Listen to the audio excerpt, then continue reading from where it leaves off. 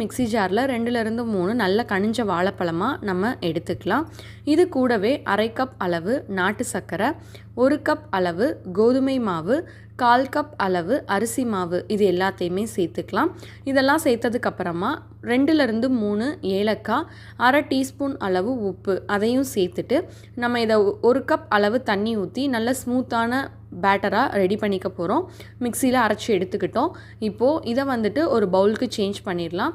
இப்போது எல்லாத்தையும் சேஞ்ச் பண்ணதுக்கப்புறமா இதில் 1/2 டீஸ்பூன் அளவு பேக்கிங் சோடா சேர்த்துக்கலாம். சேர்த்துட்டு இது எல்லாத்தையும் நல்லா மிக்ஸ் பண்ணி விட்டுருங்க. இப்போது இது எல்லாமே நல்லா மிக்ஸ் ஆனதுக்கப்புறமா ஒரு 10 நிமிஷம் இது நல்லா ஊறட்டும். இப்போது 10 மினிட்ஸ் ஆயிடுச்சு.